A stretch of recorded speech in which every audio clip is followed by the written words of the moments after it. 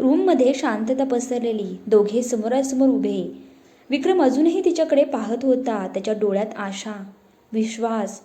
ऋतुजा, तो हळू आवाजात म्हणाला, तू लग्न करायला नक्की तयार आहेस ना? तो प्रश्न सरळ पण खूप भारी. ऋतुजाचे हृदय थांबल्यासारखं झालं. तिच्या डोळ्यासमोर अभि, त्याचा आवाज, त्याची नजर, ते अपूर्ण शब्द, ऋतुजा मी. तिचे डोळे पाण्याने भरले. पण बाहेर बाबांचा हसरा चेहरा आठवला, आईची काळजी, आणि तिने स्वतःच्या काळजावर दगड ठेवला. ती हलकसं हसण्याचा प्रयत्न करत म्हणाली, हो. क्षणभर थांबली. मी तयार आहे. ते शब्द तिच्या ओठांवरून बाहेर पडले, पण तिच्या मनात त्यांनी आतून तोडलं. विक्रमच्या चेहऱ्यावर समाधान, हलका आनंद. तो थोडा रिलॅक्स झाला. मला माहिती होतं, तो हसत म्हणाला. पण ऋतुजा, ती फक्त उभी होती, शांत. डोळ्यातलं पाणी कसंबसं थांबवलं, कारण तिने हो म्हटलं होतं. पण तिचं मन अजूनही अभि म्हणत होतं. ऋतुजा आणि विक्रम दोघेही हळूहळू बाहेर आले. हॉलमध्ये सगळ्यांनी नजर त्यांच्यावरच. एक उत्सुकता, एक प्रतीक्षा. काय मग? बाबा हसत विचारतायत. विक्रमने ऋतुजाकडे एक नजर टाकली. ऋतुजाने हलकसं मान खाली घातली आणि विक्रम पुढे म्हणाला, काका, आम्ही दोघंही तयार आहोत. त्या शब्दांनी घरात आनंद पसरला. आईच्या चेहऱ्यावर जबरदस्तीचं हसू, कारण तिला सगळं माहिती होतं. बाबांच्या चेहऱ्यावर मात्र खराखुरा आनंद. खूप छान, ते आनंदाने म्हणाले. मधू आत्या लगेच म्हणाली, मग आता उशीर कशाला, तारीख ठरवूया. सगळे एकत्र बसले. कॅलेंडर काढलं. पुढच्या महिन्यात पहिल्या आठवड्यात एक चांगली तारीख आहे, कोणीतरी म्हणालं. बाबांनी लगेच मान हलवली. हो, छान आहे, मग ठरलं. त्या दिवशी एंगेजमेंट करूया. त्या एका निर्णयाने ऋतुजाचं आयुष्य जणू ठरलं गेलं. सगळे आनंदाने बोलत होते, हसत होते, पण ऋतुजा शांत उभी. तिच्या चेहऱ्यावर हलकसं स्मित आणि डोळ्यात लपलेले दुःख. हे खरंच माझं आयुष्य आहे का, ती मनात विचारत होती. विक्रम तिच्याकडे पाहत होता, आनंदी, कारण त्याच्यासाठी हे स्वप्न पूर्ण होत होतं. पण ऋतुजासाठी हे एक समजुतीचं नातं होतं. 2-3 दिवसातच एंगेजमेंटची डेट फिक्स झाली. घरात तयारी सुरू झाली. पण ऑफिसमध्ये काहीतरी मिसिंग होतं. दुसऱ्या दिवशी अभि ऑफिसमध्ये आला, नेहमीप्रमाणे कॉन्फिडंट, स्ट्रेट. पण आज त्याची नजर कुणाला तरी शोधत होती. ऋतुजा. तो केबिनमध्ये गेला, पण काही वेळाने पुन्हा बाहेर आला. आज आली नाही का ती? त्याने मनात विचार केला. 10 वाजले, 11 वाजले, तरीही ती नव्हती. त्याला थोडं अस्वस्थता वाटायला लागली. लंच ब्रेक झाला. ऑफिसमध्ये सगळे होते, पण ऋतुजा नव्हती. आता मात्र त्याला राहवलं नाही. त्याने फोन काढला. तिचा नंबर डायल केला. फोन वाजत होता. ऋतुजाचं हृदय जोरात धडधडत होतं.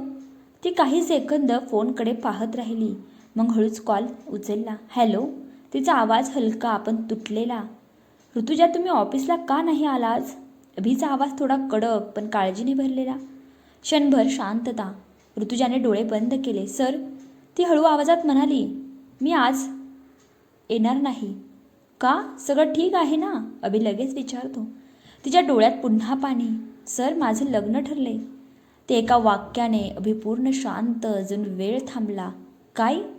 तो हलक्या आवाजात म्हणाला. हो. ऋतुजा कसंबसं म्हणाली.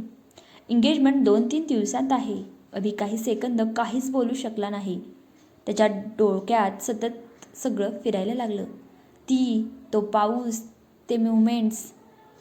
कोणाशी? तो हळू आवाजात विचारतो. ऋतुजाचं हृदय तुटत होतं. विक्रम, ती म्हणाली.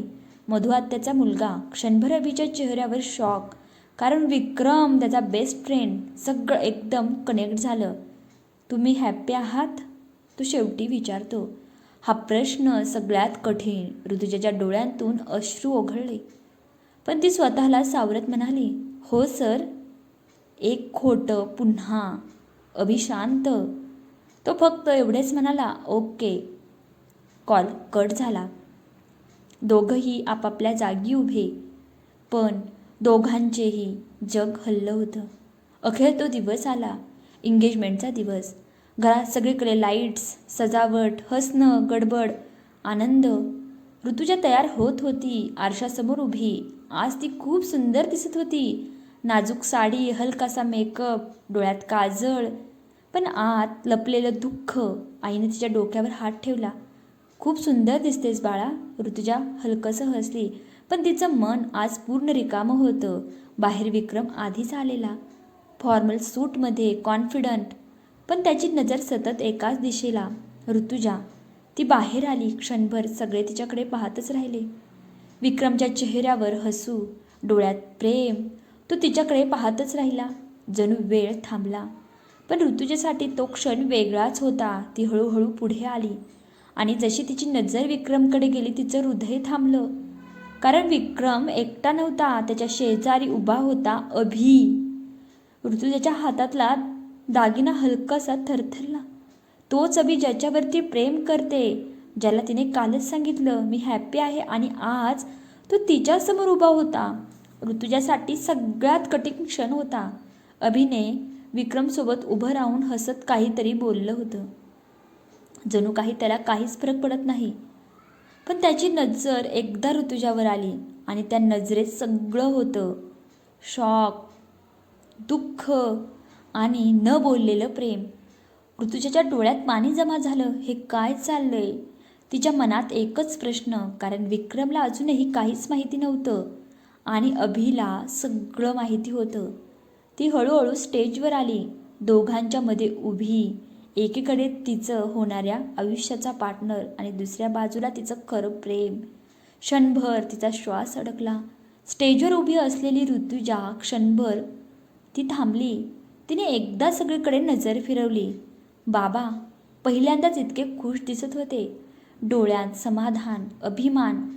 आई हसत होती, पण डोळ्यात थोडंसं पाणी. विक्रम तिच्याकडे पाहत होता, डोळ्यात प्रेम, स्वप्न. विक्रमच्या आई वडील सुद्धा खूप आनंदात होते.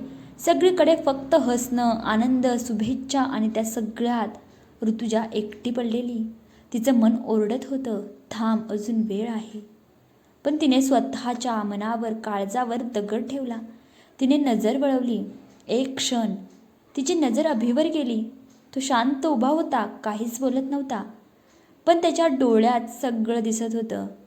ऋतुजाने डोळे बंद केले, एक खोल श्वास घेतला आणि तिने हात पुढे केला. विक्रमने हलकसं हसत तिच्या हातात रिंग घातली. सगळीकडे टाळ्या, हशा, आनंद. कॉंग्रॅच्युलेशन्स. आता ऋतुजाची वेळ. तिचे हात थरथरत होते, पण तरीही तिने स्वतःला सावरलं. चेहऱ्यावर एक खोटं हसू आणलं आणि तिनेही विक्रमच्या हातात रिंग घातली. त्या क्षणी तिचं आयुष्य जणू सील झालं. सगळे आनंदात, फोटो, हशा, शुभेच्छा, आणि ऋतुजा ती हसत होती, पण त्या हसण्यात एकही भावना नव्हती. ती फक्त दाखवत होती. कारण कधीकधी आपण स्वतःचं दुःख लपवून दुसऱ्याच्या आनंदासाठी जगावं लागतं. एक क्षण तिने पुन्हा अभिकडे पाहिलं. तू तसाच उभा, शांत, आणि त्या नजरेत एकच प्रश्न, तू खरंच खुश आहेस? पुढच्या एपिसोडमध्ये अभि आता गप्प बसणार का, की तो शेवटच्या क्षणी सगळं बदलून टाकणार आणि ऋतुजा हे सगळं आयुष्य स्वीकारेल का? कमेंट करा. ऋतुजाने योग्य केलं का? व्हिडिओ आवडला तर लाईक करा आणि चॅनलला सबस्क्राईब